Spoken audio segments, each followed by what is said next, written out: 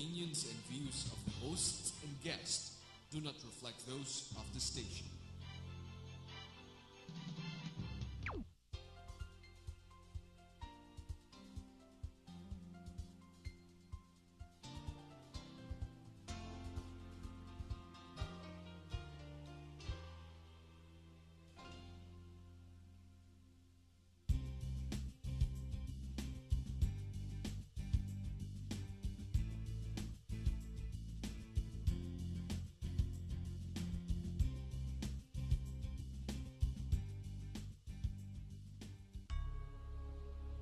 To be a giant. This has forever been our passion, this desire to be a giant. Not to stand on one's shoulders, but to have one for a friend, though these may be fortunate things, but to be one. Giants step over barriers that seem never-ending. They conquer mountains that appear insurmountable. Giants rise above fear, triumph over pain, push themselves, and inspire others to be a giant, to do giant things, to take giant steps, to move the world forward. Good evening, ladies and gentlemen. Welcome to Philippines Uncut. I'm your host, Buddy Cunanan. Now, on this show, we talk about everything under the sun, and tonight we are focusing on sports, as we here on Philippines Uncut believe that sports is integral to development for our youth and nation building. Now, folks, we've all been witness recently to the London Olympic Games, where the Philippines once again failed to win a single medal. Zero, nada, zilch. Now, this all begs the question, what is going on with Philippine sports? Why is it that a country with almost 100 million people, with the people as talented as the Filipinos, cannot even win a single medal in the Olympics? Now, helping us answer these questions and finding out what the problem is in Philippine sports are two very prominent personalities in Philippine sports.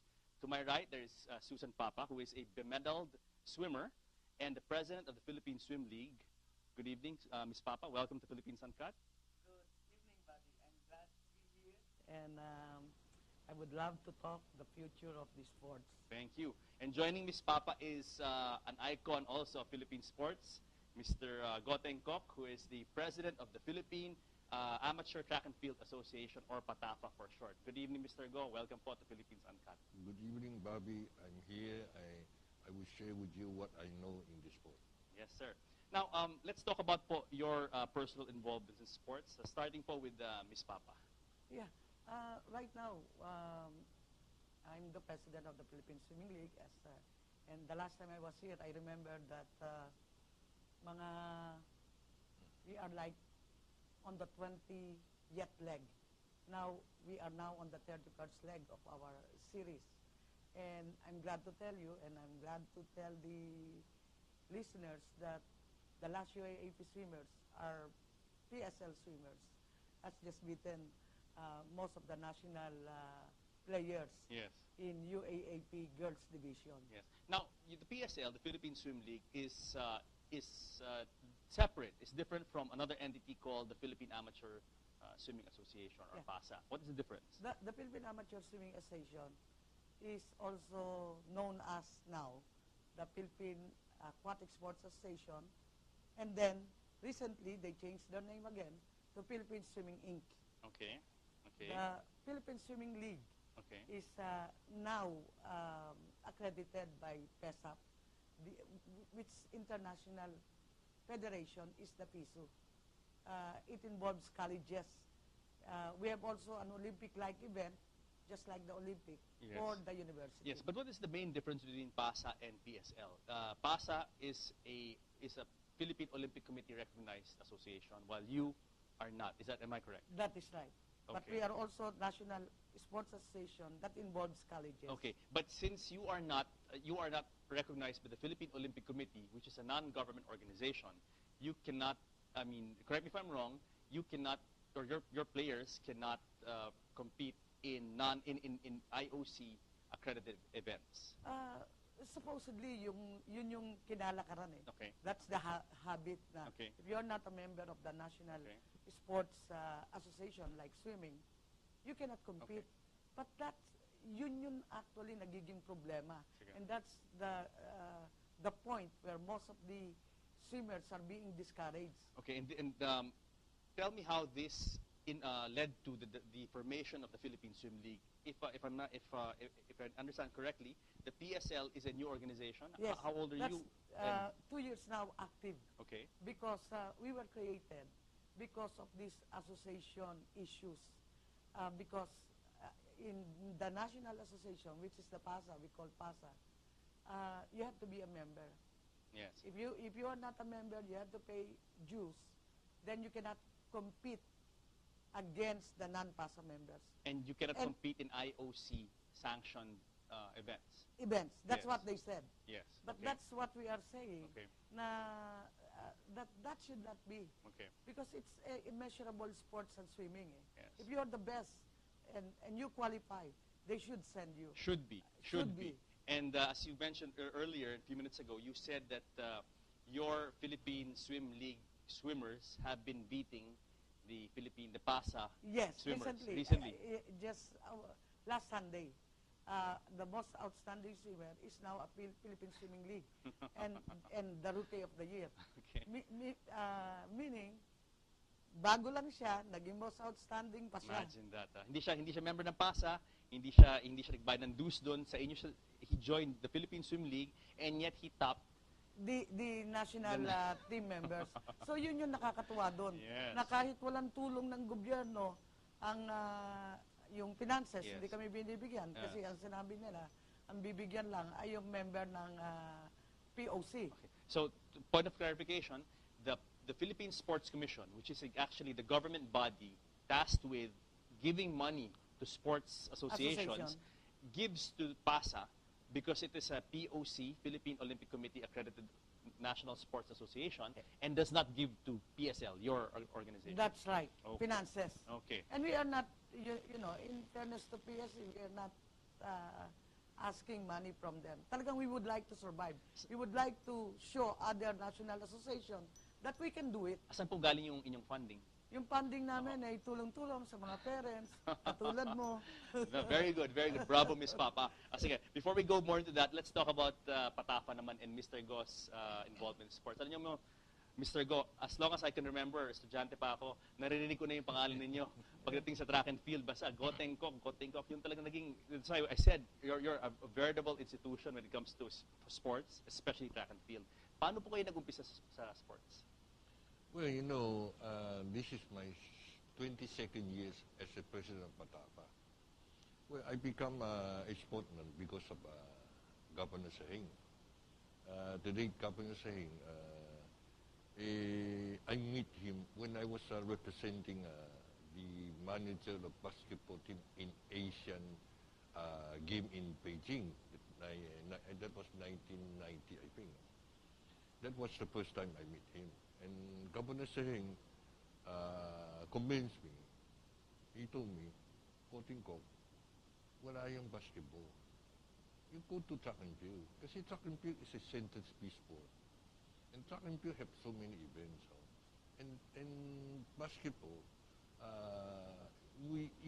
although we are a basketball country, pero kailangan niya hide eh. Of course, of course. Ngayon, dito sa track and field, hindi nang kailangan hide eh. Tsaka kahit maitim ka, kahit maputi ka, you have chance. Yes. You have chance. That's the reason why he convinced me to become, enter to the track and field. Immediately, when we come back from Beijing, he asked me to join the Patafa. And he immediately also, he endorsed me to become a vice president. Alam mo, during the time, I was so young. And medyo mayabang. Sabi ko, if you were going to give it to me a vice president, meron pa executive vice eh. Under pa ako. Okay na ako under sa'yo. Huwag naman another one. Unless I will become executive vice, I will not accept the position. So, the executive vice president is also a good friend of Governor Sahing, and he give way to me. Nakita yan parang I'm very eager to become a member of Patapa. So on that time, I become the executive vice. Mr. Go, sa track and field, just for our viewers and my information, how many sports or how many events ang meron sa track and field? We have 46 events. 46 Yes. events. Wow. That's why, you know, any country, you want to win the overall champion in SEA Games or Olympic Game or Asian Game, you must be good in three kind of sport.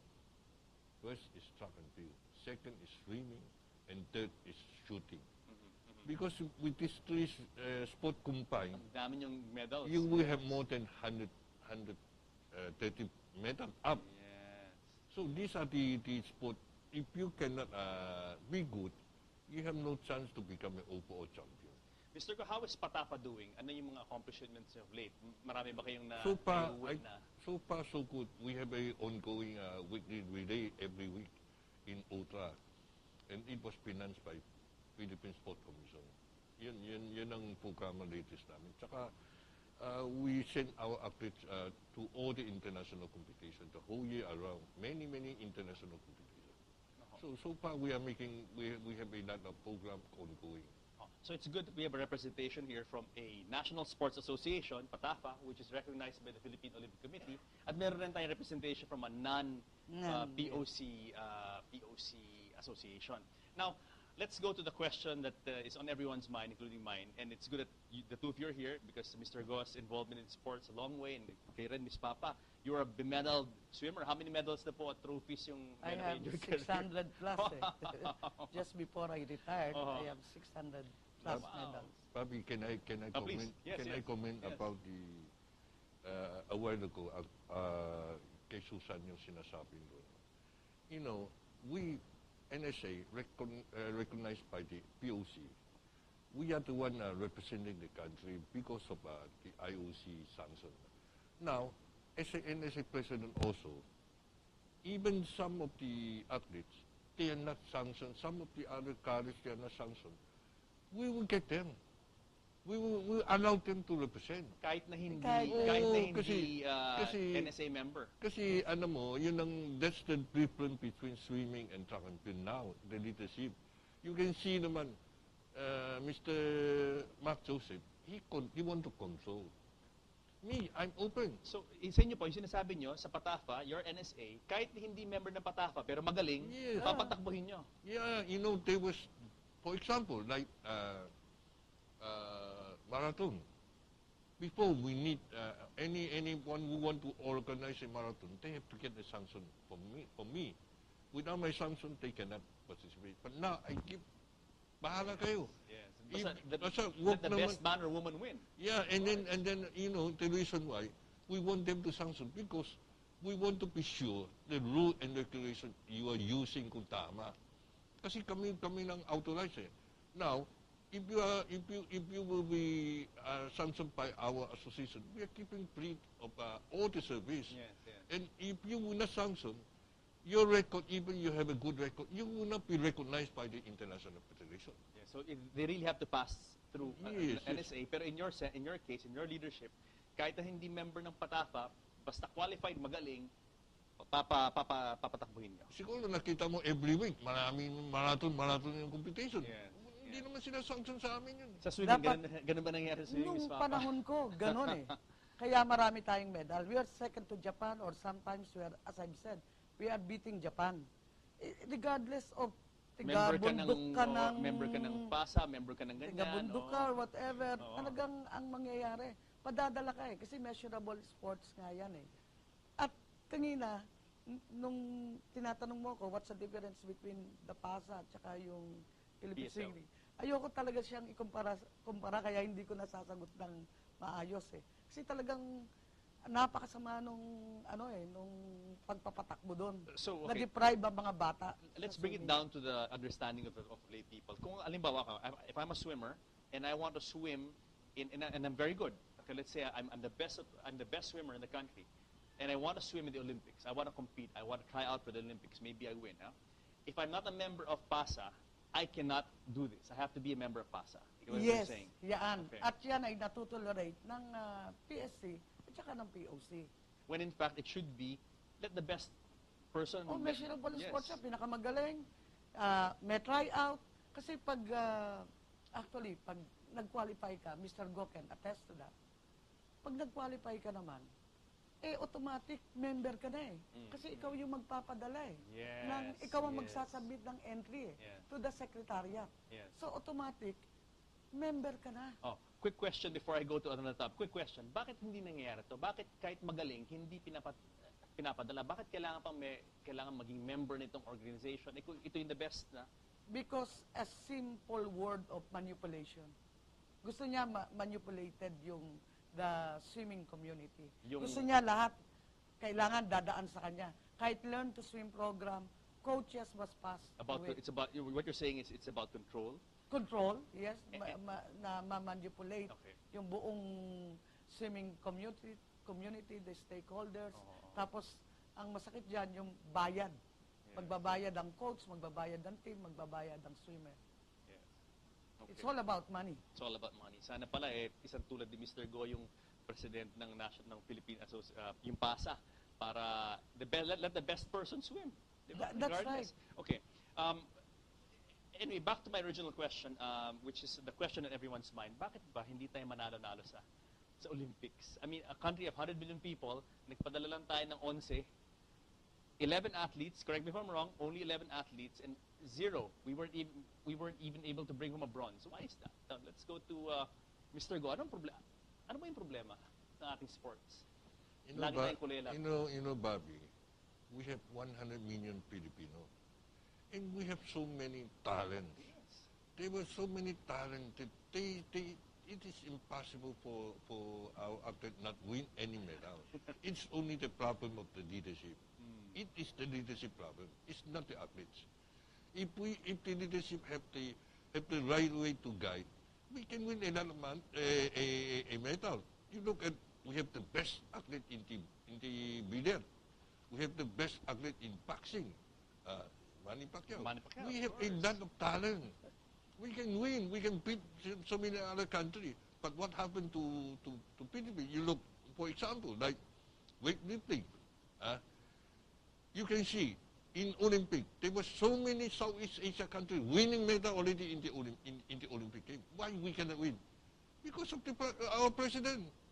You're talking about leadership of the association of the National Sports Association. You know what happened to him? He's not interested with his own association.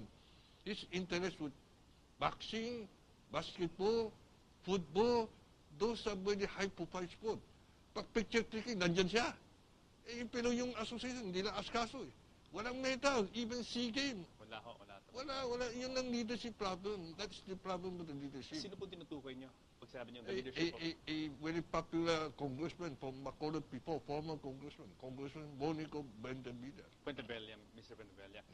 Pero he is now the vice chairman of the No, he's the chairman of POC. Of POC. Sino ho yung...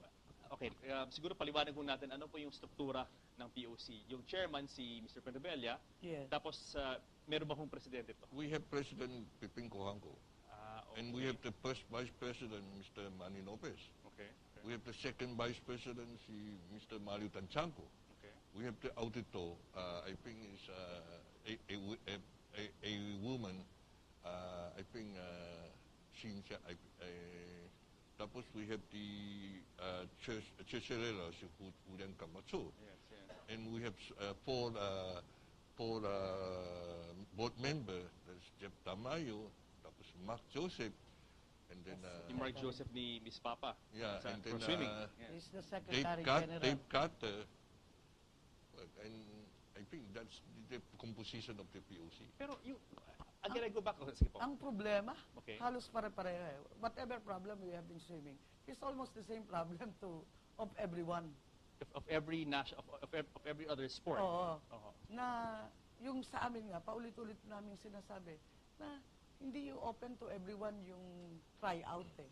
Dapat yan, there must be no membership. Sa swimming, dun siya lumubog. So this is what's happening in other national sports associations. The same predicament na nangyayari sa swimming. Kung hindi ka member ng NSA, hindi ka pwede mag-compete.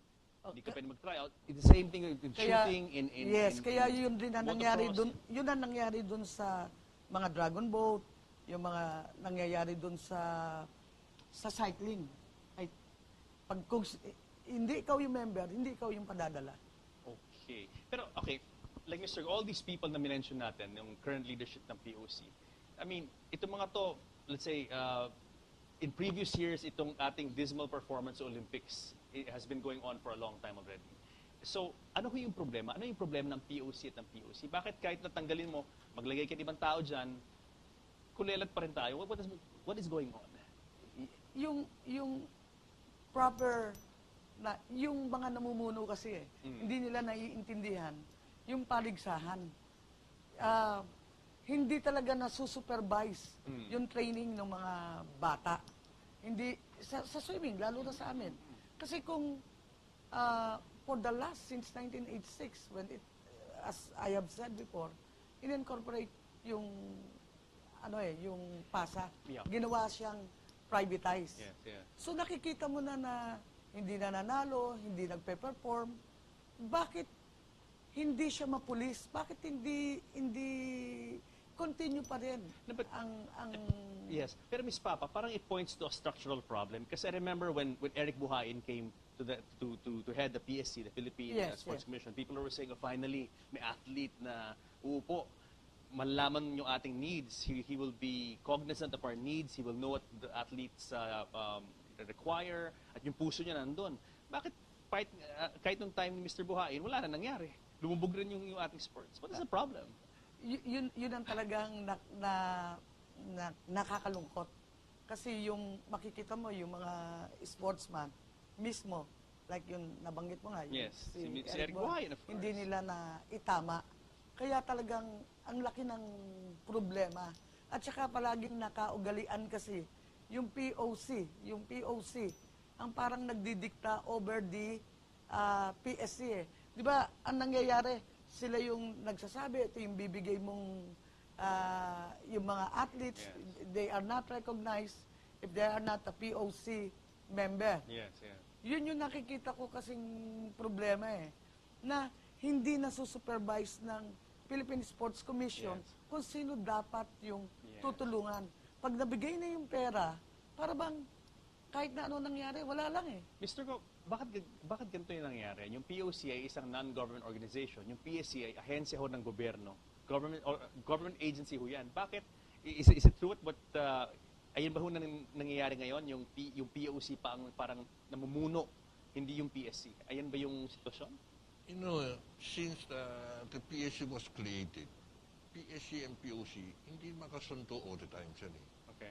Now, even like former Chairman Harry Angpin, away sa POC yan. Only now, because President Noynoy give it to Mr. Coangco to decide kung sino maging-member ng PSC. So, how can PSC now refuse for Mr. Coangco? Lahat yung gusto ni Mr. Coangco, wala siya magawa. Kung hindi, matanggal yung trabaho yan. So, that's the way now. Now, you look what happened now. Lahat yung mga galit ni Mr. Coangco, nahihirapan ng kuha ng punto.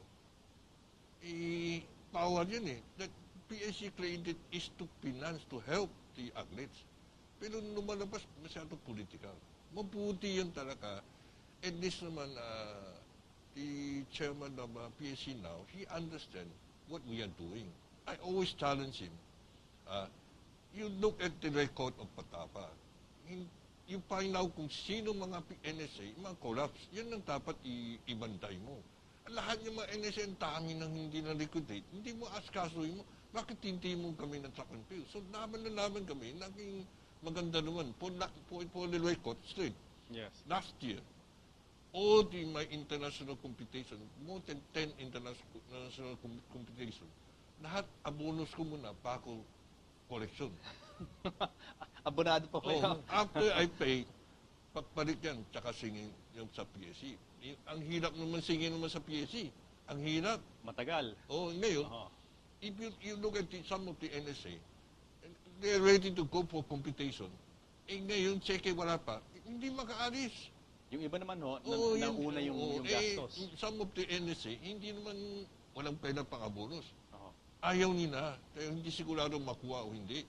Medyo koripot konti siguro. Sa akin naman, nandiyan yung agleta, paano nung sabi ko, no, tuloy na tuloy. Now this year, because nung nangyari kay Mr. Kuangko, lumabas hindi kami maganda, ayaw ko na abonos din. Ayaw ko na abonos, bahala na kayo. Kung ayaw ninyo, bahala. Kung gusto mo, patayin mo ng track and field, bahala na kayo. Ginawa ni nanay, pinatay ng Dragon Boat. Big issue. Ang daming association pinatay, cycling, pinatay na daming association. Ngayon, gusto nila kalawin ng track and field pa. Mr. Go, we have to take a break, but let's continue with that in our second segment. Guys, don't go away because more Philippines Uncut and the challenges of Philippine sports when we return.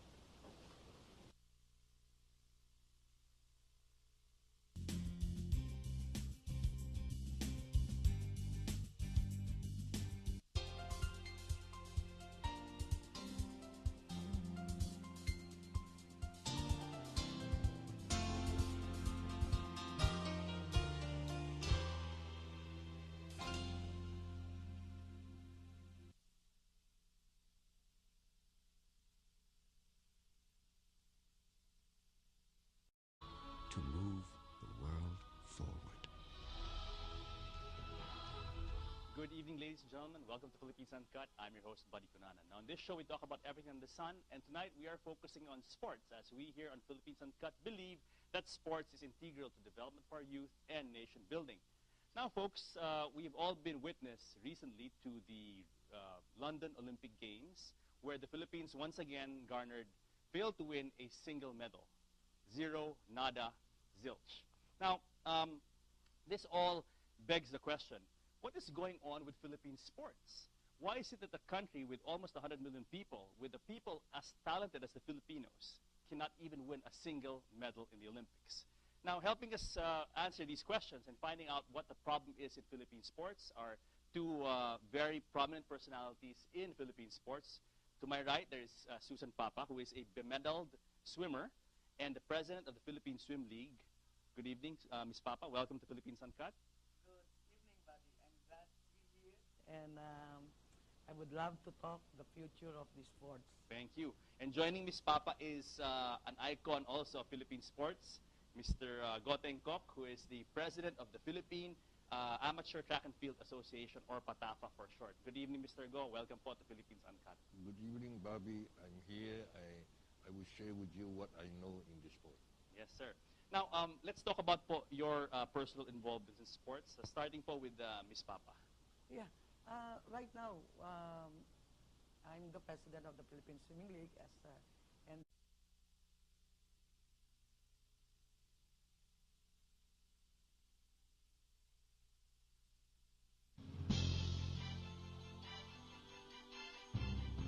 We advise if the opinions and views of the hosts and guests do not reflect those of the station.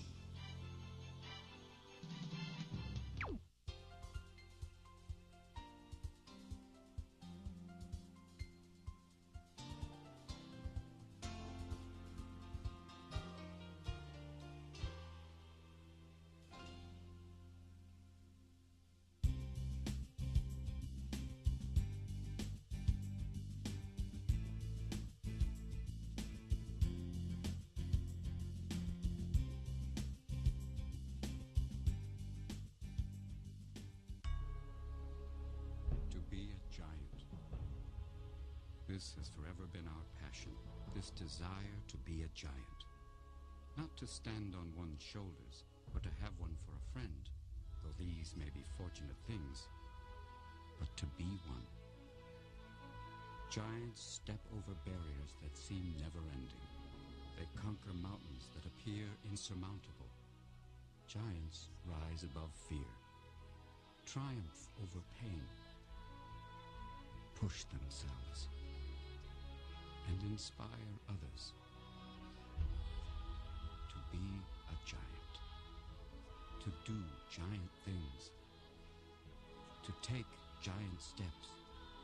the last time I was here, I remember that we are like on the 20th leg. Now, we are now on the 31st leg of our series.